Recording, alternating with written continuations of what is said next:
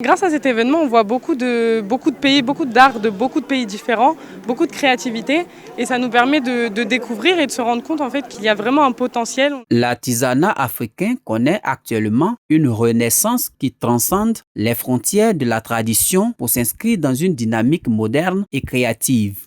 De la fabrication d'objets d'art uniques à la préservation des techniques ancestrales, le secteur de l'artisanat africain est en pleine évolution, offrant un aperçu de l'ingéniosité, de la richesse culturelle, expression de l'identité africaine, comme le démontrent les artisans présents au marché ivoirien de l'artisanat MIVA 2023 à travers leurs œuvres. Je me suis rendu compte que vraiment l'Afrique, nous avons beaucoup d'opportunités.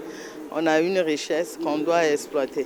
Et maintenant que je crois qu'on a pris conscience, on veut donner le goût à nos enfants qui viennent, voilà.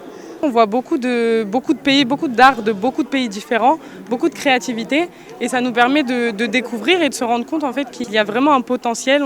On découvre plein de méthodes, de traditions, de manières de faire qui sont vraiment très intéressantes. Chaque objet a son histoire, a sa description. J'ai vu une variété extraordinaire ici. L'Afrique, vraiment, bravo l'Afrique. Ça c'est un repose-tête. C'était pour reposer la tête et ça donnait la sagesse et l'intelligence. Véritable vivier d'emploi, le marché des arts ivoiriens est aussi la prise de conscience par les artisans de la réalité du changement climatique. On a 3 corps de métier. Vous voyez, on a là le raffia, donc c'est le tisserand qui va tisser le raffia. On a là le sculpteur qui va sculpter ses manches en bois. Et là, on a le cuir avec la tannerie et tout.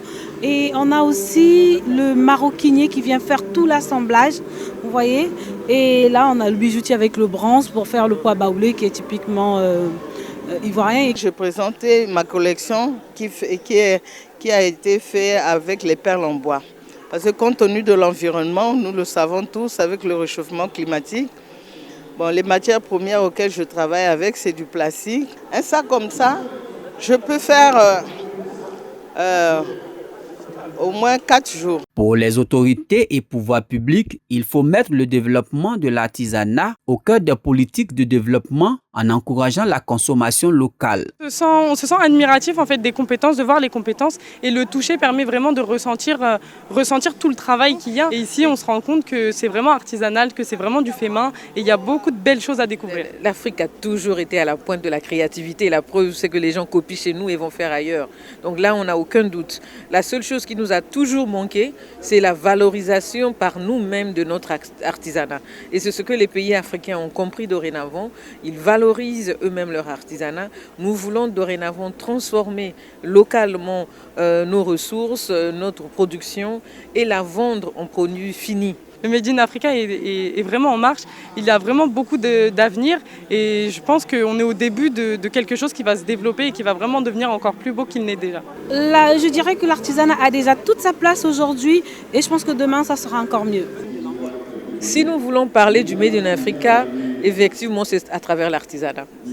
Ça part de l'artisanat. N'oubliez pas que l'artisanat est le premier pas de l'industrialisation. Dans l'optique d'une promotion accrue, le gouvernement ivoirien a inscrit dans son plan national de développement PND 2021-2025 des activités pour l'amélioration de la compétitivité des acteurs et des structures du secteur de l'artisanat.